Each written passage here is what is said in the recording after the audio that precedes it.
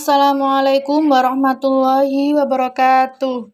Selamat pagi anak-anak, semoga sehat selalu dan tetap semangat belajarnya.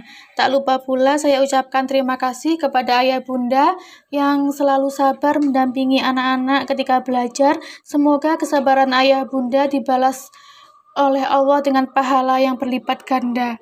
Nah, anak-anak langsung saja ya. Sekarang adalah materi fikih. Nah, anak-anak langsung saja materi tentang haji dan umroh. Pertama, Bu Guru jelaskan pengertian haji. Nah, secara lugawi itu secara bahasa ya anak-anak ya. Haji itu berarti menyengaja atau menuju dan mengunjungi. Sedangkan menurut istilah syara, haji ialah berkunjung ke Baitullah atau Ka'bah untuk melakukan beberapa amal perbuatan, yaitu ihram, wukuf, tawaf, sa'i, tahallul, dan amalan lainnya pada masa tertentu demi memenuhi panggilan Allah dan mengharap ridhonya. Nah, kemudian ini ada kewajiban ibadah haji itu diperintahkan Allah dalam surat Ali Imran ayat 97 yang bunyinya Bismillahirrahmanirrahim.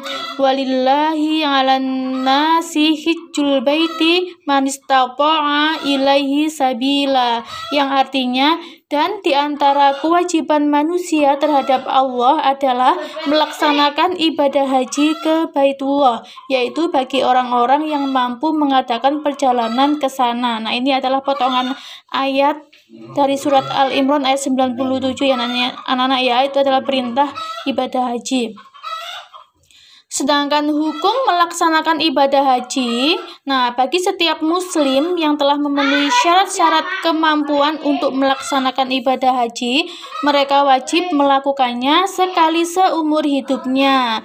Adapun bagi mereka yang memiliki kemampuan dan berkeinginan melaksanakan ibadah haji untuk yang kedua kali dan seterusnya, ibadah hajinya merupakan sunnah semata. Nah, jadi kalau anak-anak sudah memenuhi kemampuan ya, memenuhi syarat-syarat kemampuan ibadah haji, bukan hanya dari segi materi saja ya, dari segi kesehatan dan lainnya, itu hukum melaksanakan ibadah haji itu wajib yang pertama ya.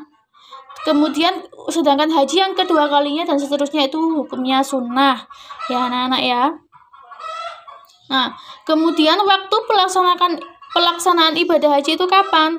Waktu pelaksanaan ibadah haji adalah pada bulan Syawal, Zulqa'dah hingga terbit fajar pada malam tanggal 10 Zulhijjah. Nah, begitu ya anak-anak ya. Kemudian umroh. Nah, pengertian umroh. Umroh secara bahasa berarti berkunjung atau berziarah. Sedangkan umroh menurut istilah syara ialah berkunjung ke Baitullah atau Ka'bah untuk melakukan beberapa amal perbuatan, yaitu ihram, tawaf, sa'i, bercukur, dan amal lainnya pada masa yang tidak ditentukan demi memenuhi panggilan Allah Subhanahu wa Ta'ala dan mengharap ridhonya. Nah, bedanya kalau haji tadi masanya itu ditentukan ya anak-anak ya. Kalau ini ibadah umroh itu adalah masa yang tidak ditentukan ya, masanya tidak ditentukan. Nah, ini perintah ibadah umroh terdapat dalam surat Al-Baqarah ayat 196 yang bunyinya Bismillahirrahmanirrahim wa atimmul hajja wal umrata lillahi. Ini potongan ayatnya ya anak ya, yang artinya dan sempurnakanlah ibadah haji dan umroh karena Allah. Kemudian hukum ibadah umroh. Hukum ibadah umroh menurut sebagian besar ulama adalah wajib, sebagaimana wajibnya ibadah haji.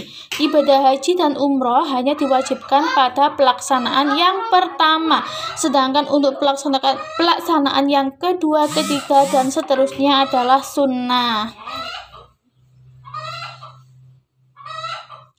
Nah, ini ada waktu pelaksanaan umroh. Waktu pelaksanaan umroh bisa dilaksanakan kapan saja selama setahun selain hari Arafah, Nahar, dan Tasyrik ya. Nah, demikian ya anak-anak ya dari Bu Guru. Semoga anak-anak bisa memahami dan ilmunya bermanfaat. Nah, Sebelum Bu Guru akhiri, ini ada pertanyaan yang harus anak-anak jawab supaya anak-anak bisa mengingat kembali materi yang Bu Guru sampaikan tadi. Pertanyaan yang pertama adalah, apakah pengertian haji menurut istilah syara? Yang kedua, apakah hukum pelaksanaan ibadah haji bagi yang memenuhi syarat-syarat kemampuan melaksanakannya? Yang ketiga, kapan waktu pelaksanaan ibadah haji? Yang keempat, apakah pengertian umroh menurut istilah syara? Yang kelima, kapan waktu pelaksanaan umroh? Nah, anak-anak seperti biasa, pertanyaan dan jawabannya ditulis di buku tulis, kemudian difoto dan dikirim ke link grup tugas. Nah, anak-anak, Bu Guru akhiri, semoga ilmunya bermanfaat. Wassalamualaikum warahmatullahi wabarakatuh.